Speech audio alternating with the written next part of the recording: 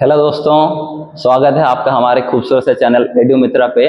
तो इस चैनल पे आपको 9वीं और 10वीं क्लास 10 सीबीएसई की फिजिक्स, केमिस्ट्री, मैथ, बायो सारे चैप्टर्स की डिटेल्ड सॉल्यूशंस और आपके क्या बोलते हैं लेक्चर्स 1 बाय 1 मिलते रहेंगे। मैं पवित्र मोहन सर, मैं आपकी क्लास 9वीं और 10वीं की फिजिक्स हैंडल करने जा रहा हूँ।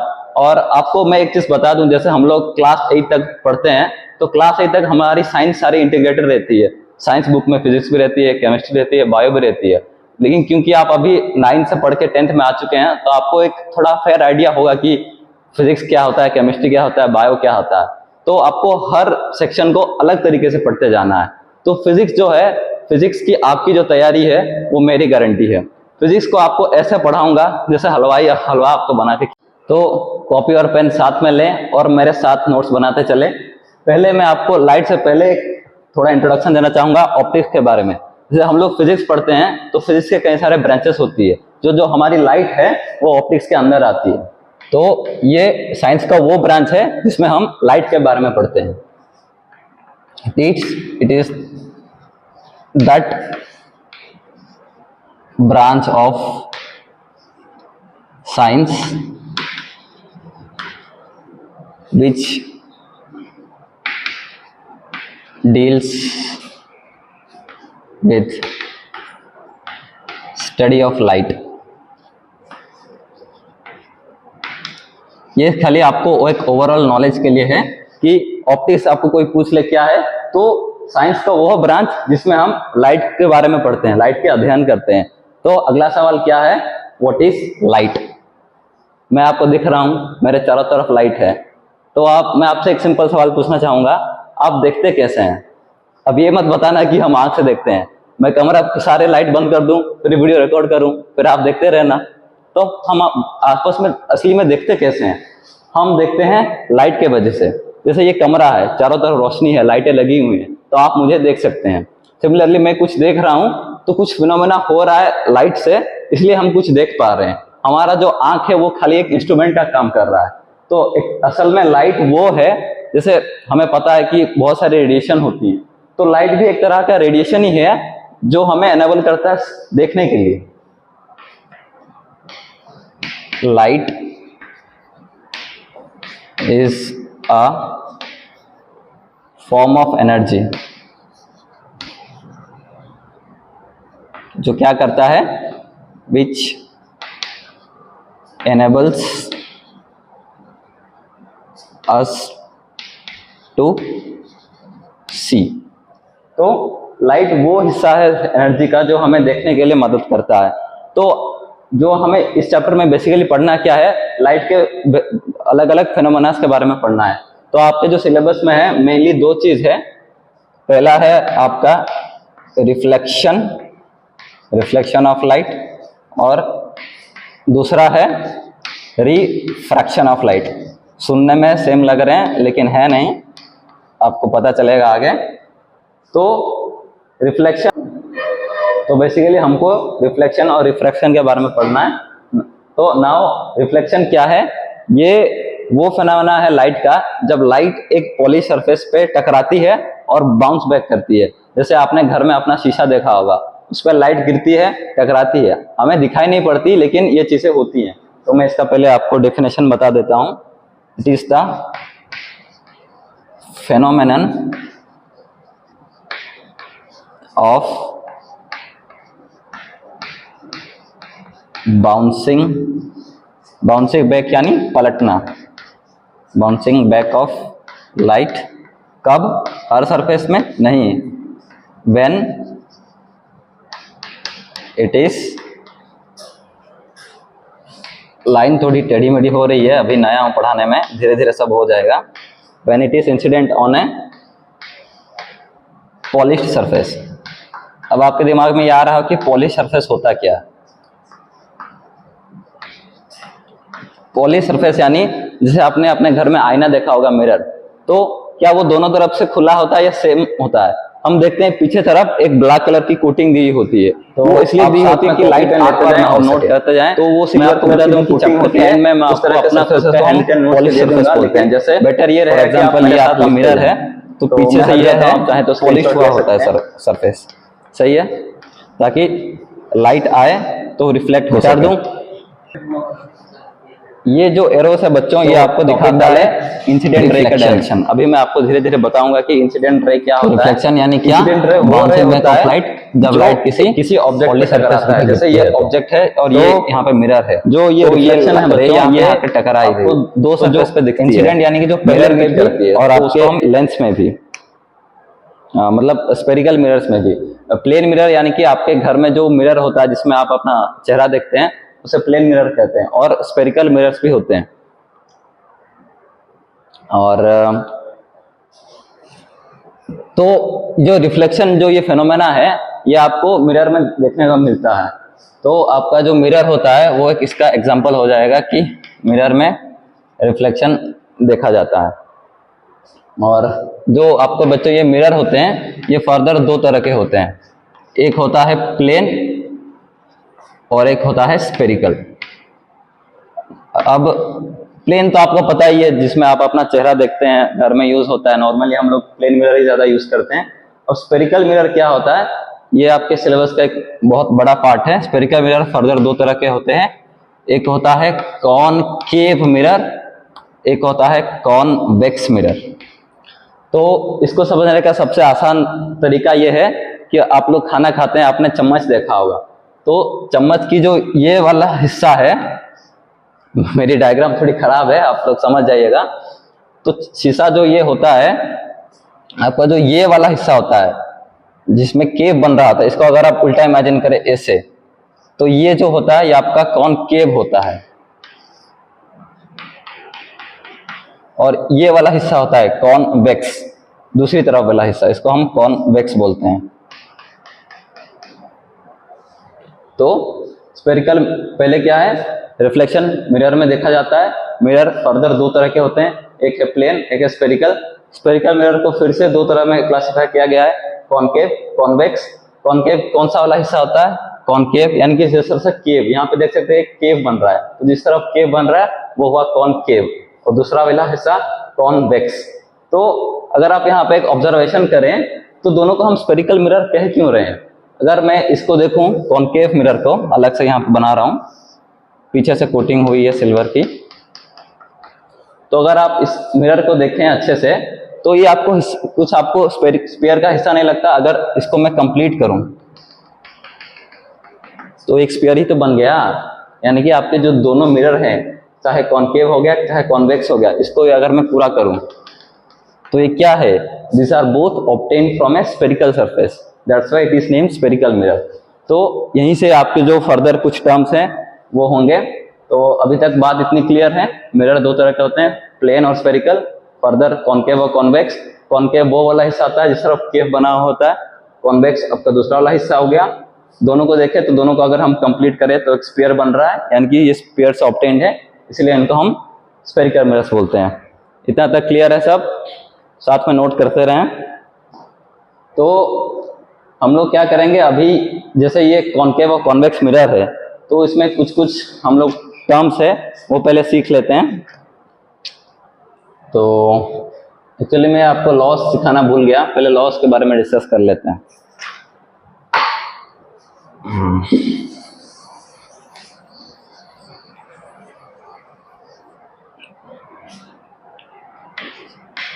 लॉस ऑफ रिफ्लेक्शन, कुछ कानून रिफ्लेक्शन के।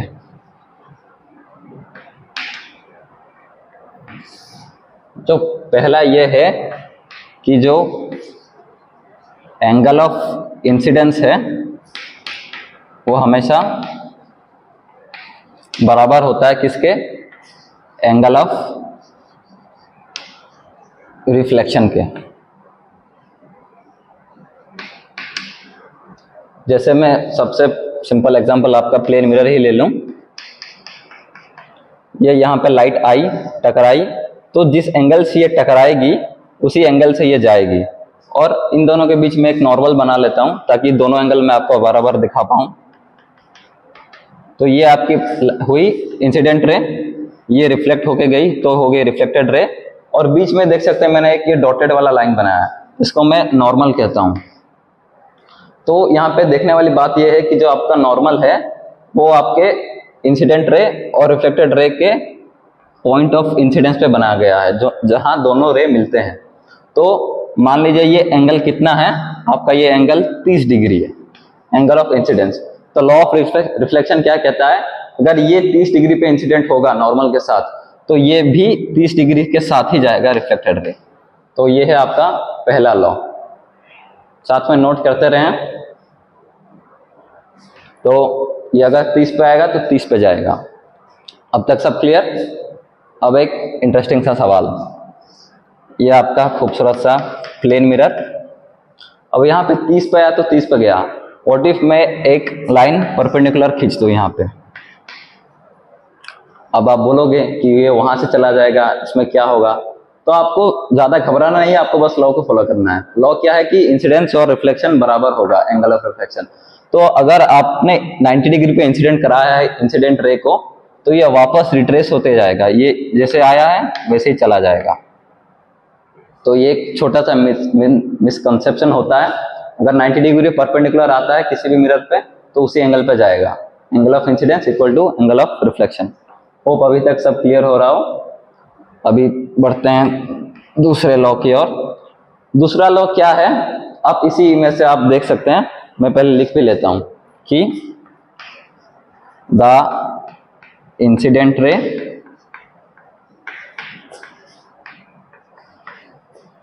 रिफ्लेक्टेड रे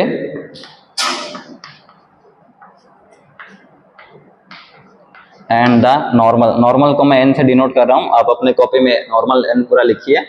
ये क्या हो रहे हैं, अगर आप नोटिस करें, जैसे मैं अपना ये हाथ है, इसको हाथ पे इमेजिन करूं, और जैसे ये कोई पेन है, तो मान लो ये आपका इंसिडेंट रे है, ये आया ऐसे, आपका नॉर्मल कुछ ऐसे रहा, और रिफ्लेक्टेड रे यूं कुछ गया। तो ये जो तीनों जो लाइन है ये मेरे हथेली पे ही है, मेरे हाथ पे ही है, यानी कि ये तीनों एक सेम सरफेस पे लाई कर रहे हैं, यानी कि सेम प्लेन पे लाई कर रहे हैं। तो दूसरा लॉ कुछ नहीं है, वही है कि incident ray, reflected ray and normal, they all lie in the same plane.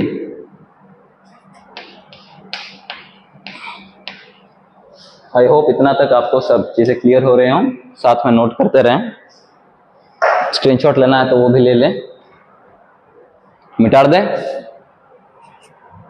ठीक है। फिजिक्स बहुत आसान है दोस्तों, खाली समझ के साथ पढ़ते रहें और रेगुलर रहें। ये नहीं कि पहला वीडियो देखा फिर चौथा फिर पांचवा, सारे वीडियोस कंटिन्यूसली देखिए, आपको कैसे ना समझ में आए वो मैं देखता हूँ। गुड़ खाइएगा मीठा नहीं लगेगा, ऐसा हो सकता है कभी?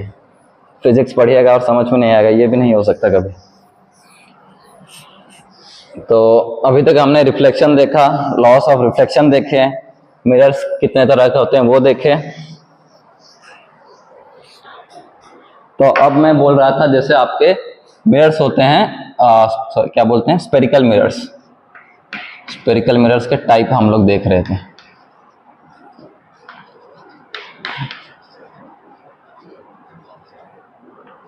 मिरर्स के मैंने टाइप आपको बताए थे, कॉनकेव और कॉन्वेक्स।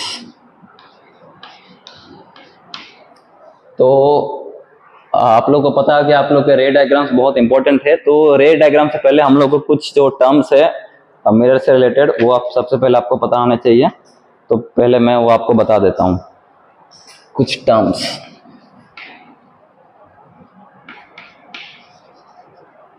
तो मैं आपके कॉनकेव मिरर से ही एग्जांपल लेके बता देता हूं। जैसे ये आपका कॉनकेव मिरर है, पीछे से कोटेड। तो मैंने आपको क्या बताया कि जो स्पेरिकल मिरर है बेसिकली एक स्पेयर का हिस्सा है, यानी कि स्पेयर से ऑब्टेन होते हैं। तो इसको अगर मैं कंप्लीट करूं तो एक स्फीयर बना। तो अगर एक स्फीयर है तो स्फीयर का बेसिकली क्या होगा दोस्तों, एक सेंटर होगा। तो इस सेंटर को हम लोग सेंटर ऑफ कर्वेचर बोलते हैं, उसको हम लोग, मैं सी से डिनोट कर रहा हूं। और स्फीयर का जो रेडियस होगा उसे हम लोग आर से डिनोट करते हैं और उसे रेडियस ऑफ कर्वेचर कहते हैं। और जो आपका मिरर है, जो मिरर का मिड पॉइंट है उसे पोल कहते हैं। ये रहा कॉनकेव मिरर, इमेजिनरी मैंने स्फीयर कंप्लीट किया। जो मिरर का मिड पॉइंट है वो P है, पोल। P यानी पोल। स्फीयर है तो ऑब्वियसली उसका एक सेंटर होगा, तो उसको हमने C से डिनोट किया, centre of curvature.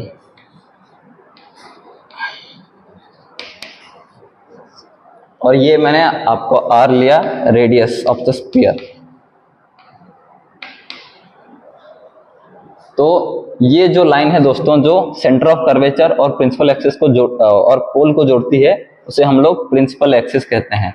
Principal axis, the line which joins the centre of curvature and the pole. और इन दोनों का जो मिड पॉइंट होता है उसे कहते हैं focal point F। Focal point या फिर फोकस भी आप इसे कह सकते हैं। तो जैसे मैंने कहा कि जो F फोकल है ये आपका मिड पॉइंट है, तो ये अगर डिस्टेंस आपका R है तो मिड पॉइंट है, तो ये भी डिस्टेंस आपका R है। तो बेसिकली क्या हुआ, फोकस जो है आपके रेडियस को दो इक्वल हिस्सों में बांट रहा है। तो आपका जो रेडियस हुआ R, अगर मैं इसको कैपिटल R ले लूं, ये हो गया आपका twice of your focus, focal length. ये जितना डिस्टेंस ये उतना डिस्टेंस, टोटल डिस्टेंस R, ये बराबर 2F। कि यहाँ से फोकस से पोल का जितना डिस्टेंस है उतना ही सेंटर ऑफ कर्वेचर से फोकस का डिस्टेंस है, तो R बराबर 2F।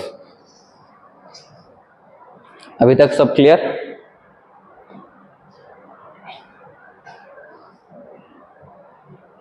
ये आपका मिरर, यह आपका imaginary sphere, centre of curvature, आपके मिरर का मिड पॉइंट हुआ पोल।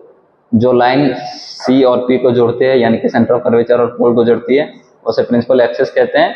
इसका मिड पॉइंट हमने F यानी फोकस ले लिया, या फोकल पॉइंट कहते हैं उसे। ये डिस्टेंस बराबर ये डिस्टेंस, तो ये पूरा क्या हुआ, एक स्फीयर का रेडियस हुआ, रेडियस बराबर 2 गुना आपका फोकल लेंथ। और इसमें एक और ध्यान देने वाली बात है दोस्तों, कि जो हमने यहाँ पे सारे डिस्टेंसेस मेजर किए, हमने पोल से मेजर किया। हमने अगर फोकस को बोला तो हमने कहा mid point between pole and centre of curvature. अगर हमने सेंटर ऑफ कर्वेचर लिया तो हमने बोला पोल से रेडियस तक का डिस्टेंस। तो आपका जितने भी जो रे डायग्राम्स है उसमें जो सारे डिस्टेंसेस है वो कहाँ से मेजर होते हैं, पोल से। तो all the distances are measured from pole. Pole से आपके सारे डिस्टेंसेस मेजर होती हैं। अभी तक सारी चीजें क्लियर? मिटा दें? चलिए,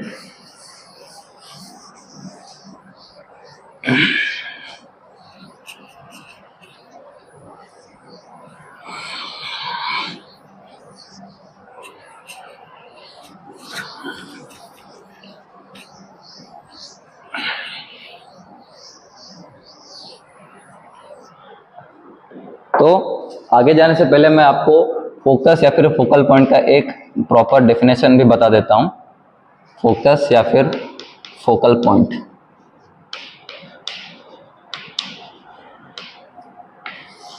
तो ये रहा आपका कॉनकेव मिरर और ये रहा आपका प्रिंसिपल एक्सिस। तो अगर मैं इन्फिनिटी से आप पैरेलल रेस इंसिडेंट करूं आपके मिरर पे, तो ये जो सारे रेस हैं ये एक पर्टिकुलर पॉइंट से क्रॉस होती हैं, और इसी पॉइंट को हम लोग फोकस F बोल देते हैं। ये आपका मिरर, ये पैरेलल रेस जो ऑब्जेक्ट से आ रही है इन्फिनिटी से, ऑब्जेक्ट को हमने इन्फिनिटी पे रखा यानी कि बहुत दूर, पैरेलल रेस जब प्रिंसिपल एक्सिस के पैरेलल में आती है तो वो इंसिडेंट होने के बाद फोकस से पास होती हैं।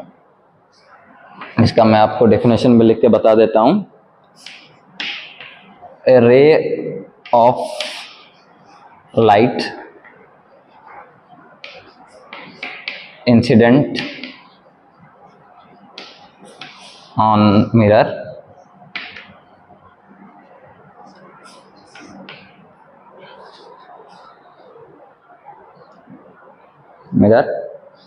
parallel to principal axis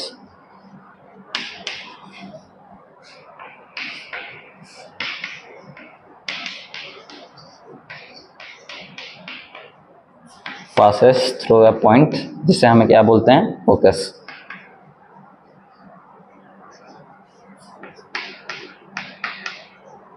which is called focus। मैं यहाँ पे बराबर देके लिख रहा हूँ, आप अपने कॉपी में पूरा लिख लीजिएगा। तो अभी तक सारी चीजें क्लियर? चलिए मिटा दें।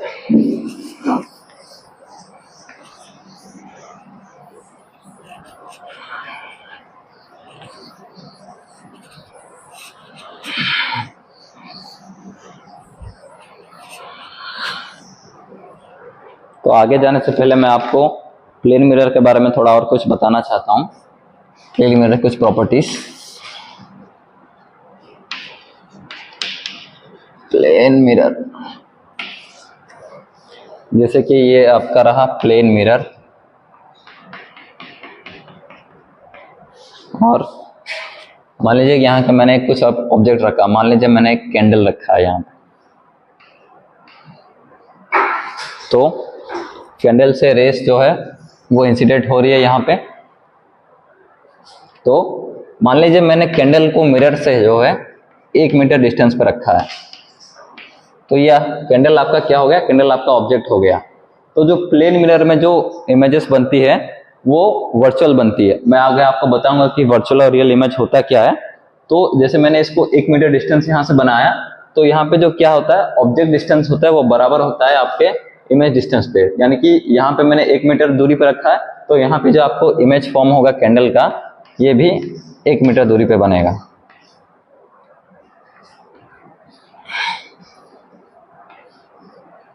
यहाँ पे आप देख सकते हैं जो प्लेन मिरर में जो इमेज है, यानी कि जो इमेज बन रहा है वो मिरर के पीछे बन रहा है। तो वैसे इमेजेस जो मिरर के पीछे बनते हैं उसे हम लोग वर्चुअल मिरर वर्चुअल इमेज कहते हैं। वर्चुअल इमेज, क्योंकि यहाँ पे जो रेस है वो यहाँ पे आने के बाद टकराने के बाद ऐसा वापस लौट जाएंगी, तो एक्चुअल में यहाँ रेस जो है मीट नहीं हो रही है, हम वर्चुअली मीट करा रहे हैं, इसलिए इनको वर्चुअल बोलते हैं। तो मैं एक बार लिख पे लेता हूँ कि रियल इमेज और वर्चुअल इमेज क्या होता है। रियल इमेज क्या होता है, when rays of light actually meet, आपस में मिले, एक्चुअल में मिले, असल में। और जो रियल इमेजेस होती हैं वो can be obtained on a screen. जैसे आप मूवी देखने थिएटर में जाते हैं तो स्क्रीन में उसको ऑब्टेन किया जा सकता है, तो वो रियल इमेजेस होते हैं, can be obtained on a screen. लेकिन जो आपके वर्चुअल इमेजेस होते हैं वो क्या है, इसके हम बनाते हैं, दे मीट वर्चुअली, यानी एक्चुअल में नहीं मिलते, हम उनको बैकवर्ड प्रोड्यूस करके मीट कराते हैं, मीट वर्चुअली और cannot be obtained on the screen.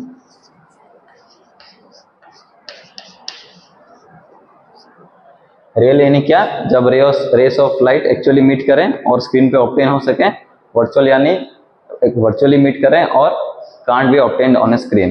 तो आपके जो रियल इमेजेस होते हैं दोस्तों वो हमेशा इन्वर्टेड यानी उल्टे होते हैं। जैसे आप चम्मच लें और चम्मच के एक तरफ वाले देखें, आप चम्मच लें और चम्मच के इस तरफ हिस्से में अपना चेहरा देखें तो आपको अपना चेहरा उल्टा दिखाई देगा।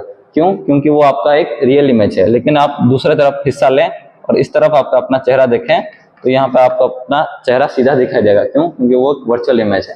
तो रियल इमेज जो है इन्वर्टेड होते हैं और वर्चुअल इमेज जो है इरेक्ट या फिर अपराइट यानी सीधे होते हैं। जैसे प्लेन मिरर में आपको वर्चुअल इमेजेस मिलते हैं, तो जैसा ऑब्जेक्ट वैसा ही इमेज। तो ये आपको याद रखने के लिए थोड़ा सा मैं एक्रोनिम में आपको बता सकता हूँ। रिवर से वो वाला नदी नहीं, रिवर से ये वाला एक्रोनिम। आर यहाँ से आप काट दें, आर आई यानी कि रियल एंड इन्वर्टेड। बाकी बचा क्या, वीई यानी virtual images are erect, real and inverted, virtual and erect. तो एक प्रॉपर्टी ये हो गया प्लेन मिरर का। कि ऑब्जेक्ट डिस्टेंस जो है वो इमेज डिस्टेंस के बराबर होता है, और यहाँ पे आपको वर्चुअल इमेज मिलती है। रियल इमेज क्या होता है, जब rays of light actually meet होती हैं और वो स्क्रीन पे ऑब्टेन होती है। वर्चुअल इमेज यानी स्क्रीन पे ऑब्टेन नहीं हो सकती हैं और वर्चुअली मीट करती हैं। वर्चुअली मीट आपको आगे रे डायग्राम में और क्लियर होगा, अभी के लिए इतना नोट करें। मिटा दें।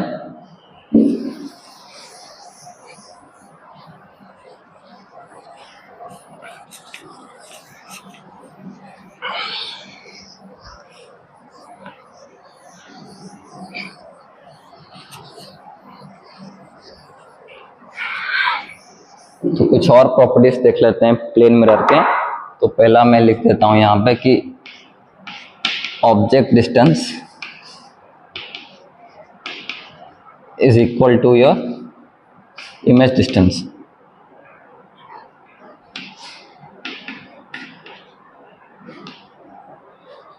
ये हो गया। और आपका जो साइज भी होता है ऑब्जेक्ट का वो बराबर होता है इमेज के। जैसे आप अपना चेहरा देखते हैं आईने में, तो आप जितने दूर खड़े रहेंगे उतना छोटा दिखेगा, क्योंकि दोनों साइज बराबर होते हैं। Size of object is equal to size of image. और तीसरा पॉइंट था cannot be obtained on a screen. इसे स्क्रीन पे ऑब्टेन किया नहीं जा सकता। या फिर इसको कह सकते हैं कि प्लेन मिरर कैसे इमेजेस बनाता है, वर्चुअल इमेजेस बनाता है। और वर्चुअल इमेजेस कैसे होते हैं, सीधे होते हैं, यानी कि अपराइट या इरेक्ट। रिवर एक्रोनिम से याद कीजिएगा। और आपके प्लेन मिरर में एक और फिनोमेना बड़ी इंटरेस्टिंग ऑब्जर्व होती है, जिसे कहते हैं लैटरल इन्वर्जन। इसका सबसे बढ़िया एग्जांपल है दोस्तों, जैसे आपने एम्बुलेंस की गाड़ी देखी होगी, तो एम्बुलेंस में जो है वो अक्षर जो है उल्टे लिखे होते हैं ताकि सामने वाले को सीधे दिख सके। तो इसमें क्या होता है, जैसे मैं अपना लेफ्ट हैंड खड़ा करूं तो आपको आईने में दिखेगा कि मेरा राइट हैंड खड़ा हुआ है, तो लेफ्ट वाली चीज राइट दिखेगी, राइट वाली चीज लेफ्ट दिखेगी। इसका एग्जाम्पल, बेस्ट एग्जाम्पल आपने देखा होगा एम्बुलेंस, या फिर आप अपने आईने में देख सकते हैं। तो ये चीज़ नोटिस होती है, ऑब्जर्व किया जाता है प्लेन मिरर में। तो ये 4 प्रॉपर्टीज हैं, नोट करें या फिर स्क्रीनशॉट ले लें। ऑब्जेक्ट डिस्टेंस बराबर इमेज डिस्टेंस, दोनों का साइज बराबर होता है। वर्चुअल इमेजेस यानी सीधे होते हैं और स्क्रीन पे ऑब्टेन नहीं किए जा सकते। लेटरल इन्वर्जन यानी कि बाएं वाली चीज़ दाएं दिखती है और दाएं वाली चीज़ बाएं दिखती है। सब क्लियर अभी तक? नोट करें जल्दी से, या फिर स्क्रीनशॉट लेना है तो ले लें। चलिए मिटा देते हैं।